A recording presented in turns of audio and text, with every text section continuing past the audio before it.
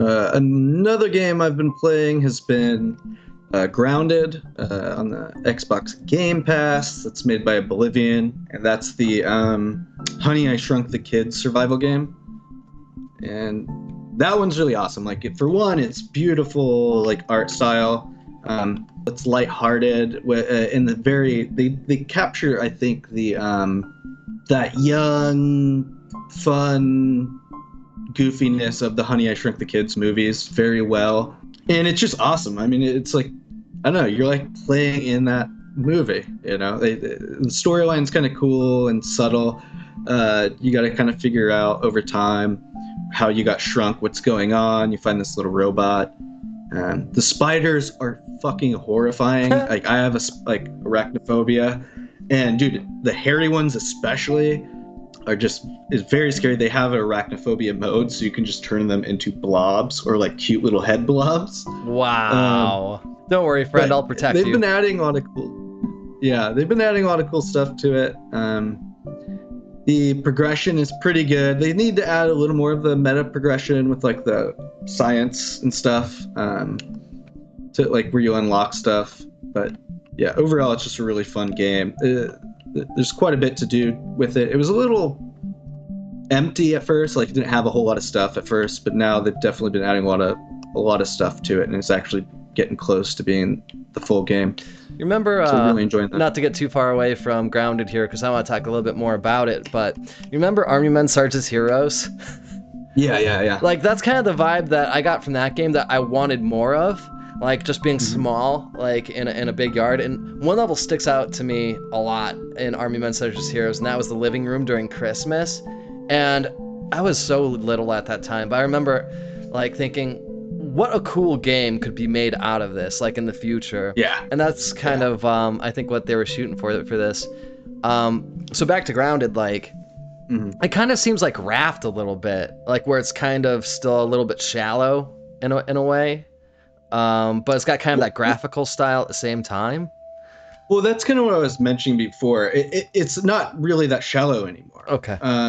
It's gotten quite a bit of depth by this point, and it's really coming along. Like, just the different amounts of armor they've added from killing different bugs and stuff, and you find certain parts and you analyze it, and you can unlock recipes that way, and sometimes just by picking them up. And the building features have been really fleshed out, so you can start building some really cool stuff. Some stronger stuff too. They just added like bricks, mud castle type things that are really strong and can prevent bugs from attacking you, which will probably be very useful for spiders, because spiders are a big fucking in the ass, because they can climb up almost anything. It takes like 1 billion arrows to kill them, and then if you don't have like really strong armor, I mean, they'll knock you out in 3 hits. And again, horrifying in the skittering. The worst part of the game to me, like, I got past my fear of the spiders once I killed a couple, and you're like, okay, I'm okay, it's fine. But the skittering still always gets me. Or when you're like running through the grass trying to do something, and then you just run, and you see it's just an ant. But it's definitely creepy in that way. And I'm glad. I appreciate the aesthetics being a little more cutesy, like slightly on the cutesier side, because it does help with just like my fear of bugs in general. Yeah. That's funny. Yeah, well, it looks like a good game, and I'm excited to play that with you. And for anyone who doesn't know, Obsidian Entertainment, they're kind of a heavy hitter. They've been around since I think they made Fallout 3, didn't they? And they made the original Fallout games.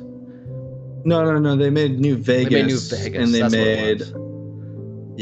Yeah. So they did quite a bit with Bethesda's making like the second one. They did KOTOR 2 and New Vegas. But then they also recently did Outer Worlds. But what's great is Xbox, when they acquired Oblivion like a couple years ago, maybe even just last year. But then when Xbox acquired Bethesda, it gave a lot of people hope that we might get a New Vegas 2, or something where we get that Oblivion, because they're a better storyteller than Bethesda is. And so that's why I always really loved when Bethesda would make like a Fallout 3, which was an amazing game, but was a little bit shallower on the storyline. But Bethesda made this amazing sandbox world, and then Oblivion takes it and refines it with these awesome stories. So, I'm really glad they're like under the same umbrella company. And again, so far, I'm sure Microsoft will fuck it up, but so far Microsoft's been doing a great job with these games in these studios. Yeah. So we'll have to see. But yeah, they're killing it. This game's looking really cool.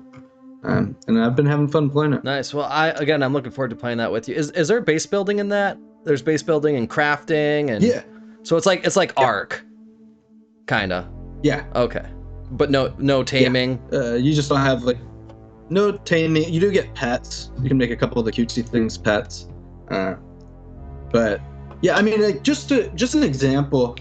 It's just awesome when you're walking along these tall grasses and then you see this like over there. You're like, oh, what's that? And you run, and it's like a baseball. And you're like, holy shit! It's like this giant baseball, and you can climb on top of it. You could probably even build a base on it, or you're walking, you're like, oh, a juice box. You can run, and then usually there's like a juice like bubble, like a piece of juice dew on the ground. You can slurp it up, and yeah, I don't know. It's very unique the way they do things and the way the survival elements all interplay really well to make it feel like you're in this backyard trying to figure out how to get big again. Yeah, and the characters all have there's like 4 characters and they all have unique lines and personalities. There's like the jock boy who's like, oh, what, I'm here, gross. And then there's like the nerdy boy who's like, oh, indubitably, it seems I have been shrunken down. Nice. Yeah, and then there's like the badass girl who's like, I'm gonna take this challenge on. So it's pretty cool. So is it like a point A to point B type of game then? Like, is it like a story where you actually there's an end to it, like, or is it? Well, the ending's not in it yet, for one. I think the story is maybe the least fleshed out part so far, but they've been focusing really on making the game good. But there's more story I haven't gotten to, but just so far where I've gotten to, it's you find this robot in this lab that is shrunken down, where and there's this doctor that made it and created this stuff. And so you kind of piece it together. Some of it is given to you in the form of the robot speaking, but you find little voice audiobooks that will play and you learn a little bit more of the story. So it's kind of done like that, where you're slowly piecing it together. Okay.